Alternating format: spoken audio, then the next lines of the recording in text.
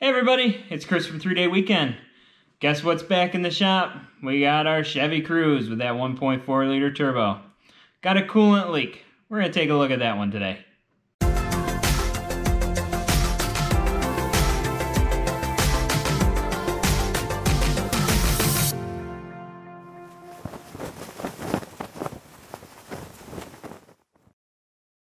So what are the symptoms? Symptoms are, I've noticed it is using coolant.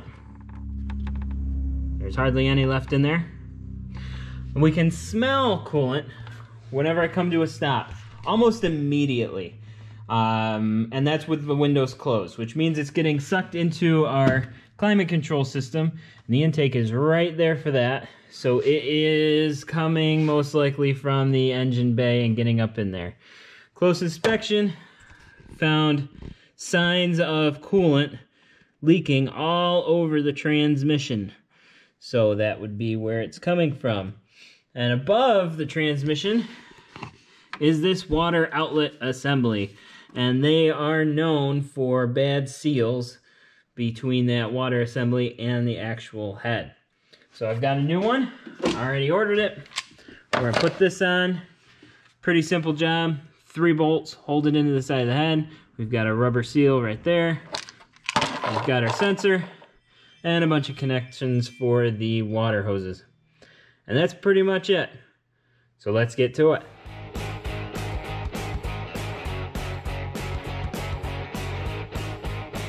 So step 1, obviously, jack it up. Next, we gotta drain the coolant.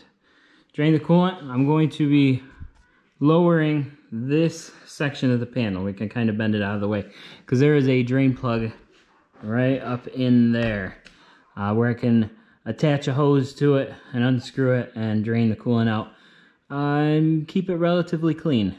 So to remove this, there's a couple of screws, these little Torx screws, a couple of plastic rivets, another screw up here, screw here, screw here, screw here, a couple more rivets over there. So I'm gonna pull all those out, swing it down, and drain the coolant.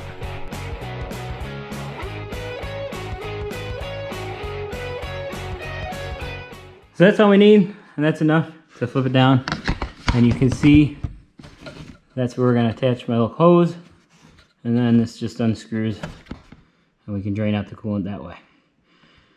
And before I raised it, I should have loosened the cap on the tank so it would drain a little better, but that's all right. It'll just take a little bit longer, but it'll drain nice and clean.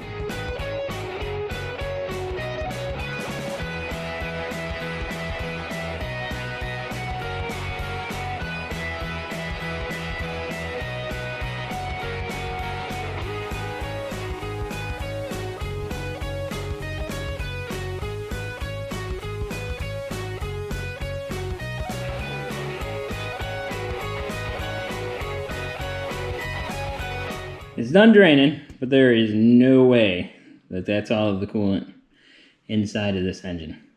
So I'm going to slide the pan over to the side so that it's more underneath the side we're working on, because I guarantee you when I disconnect those hoses, it's going to drizzle coolant, and I would like to catch it in the pan. So I'm going to close up this valve, pick up my hose, slide the pan over there, and lower the car back down.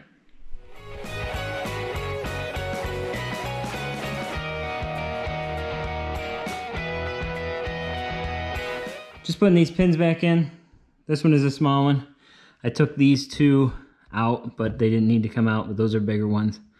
And then I took all of these Torx out, and this one over there. Looks like you can get away without taking some of them out, but I don't want to fool around, I just pulled them all out. So there it is, all back together there. I'm gonna get back to lowering the car.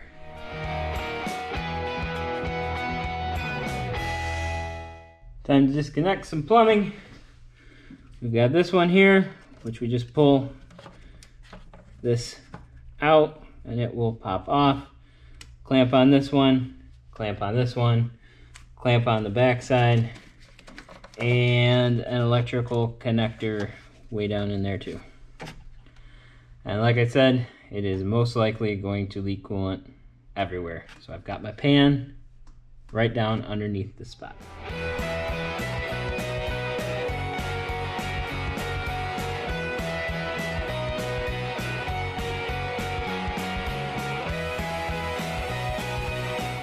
I can't really see under this charge pipe, so I'm going to take that off too. That is a 7mm on this clamp. Take this connector off, and then I'll be able to move this whole pipe out of the way to see the bottom ones.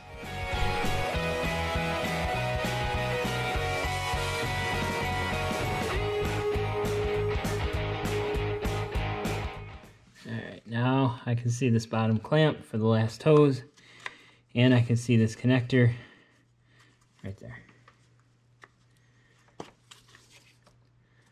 There's no catch on that one, just a push and pull it off.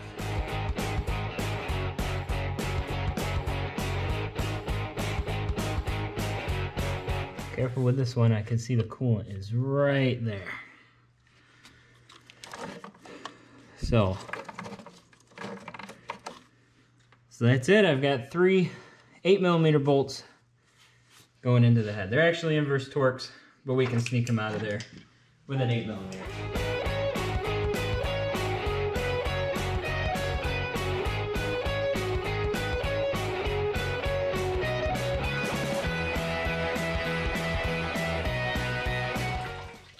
And there's the coolant I knew it was going to leak.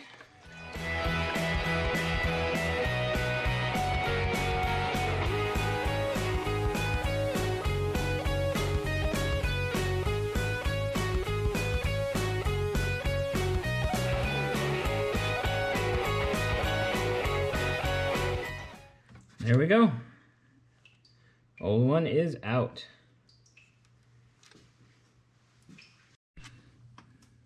Some of my viewers may have noticed when I turned that front one, it did not turn just right. It snapped right off. Easy. I mean, I barely even put pressure on it, and it snapped right off. So, I've got to soak in a PB blaster. I'm going to let it soak overnight, and then I'll hit it. I mean, I'm glad that there's some sticking out. I might be able to use an easy out on it, see what I can do. The other two came out okay, but definitely not that one. Broke right off clean. So I'll work on that tomorrow. Got that stud out. That was stuck in right there. Had to use a combination of heat, hitting it with a hammer, and PB blaster. But finally worked it out with vice grips. So, next I'm going to clean up the surface. I'm going to use the same method that I use when I clean up the heads. Just a Brillo pad, some carb cleaner, and brush it lightly and see if I can get that out of there.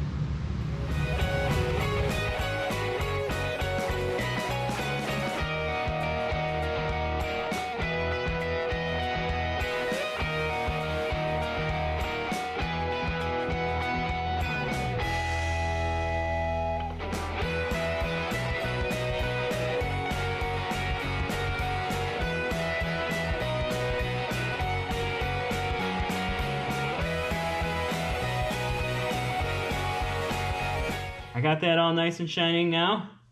I did pretty good with the scuffing pad, but I did end up bringing out the white, the Roll-Lock bristle brush, just to get the bottom. The bottom was pretty caked on there, so I am pretty happy with it now.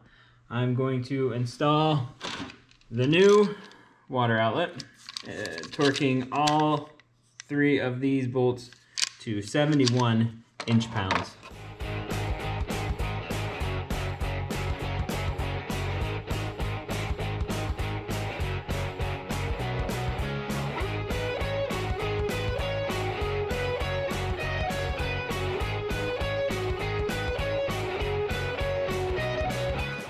So now I'm just going to attach the 4 hoses and the sensor.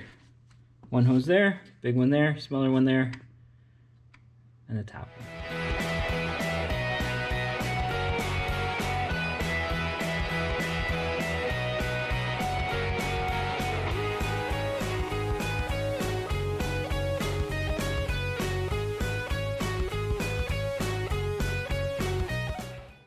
quick pointer with this clamp.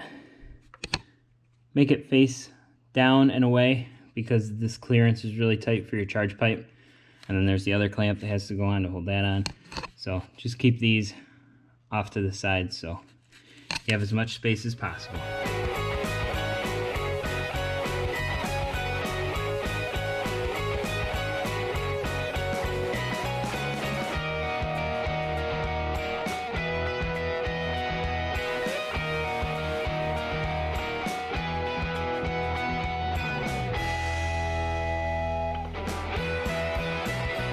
That's pretty much all there is to it.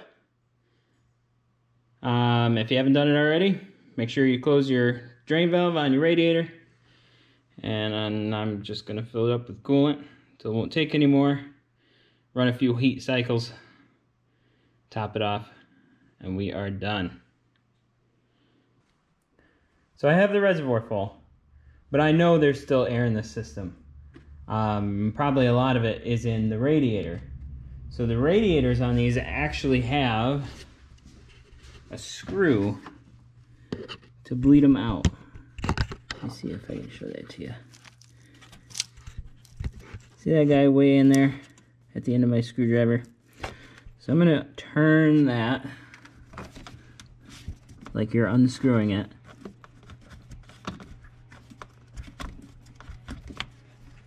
And when I do,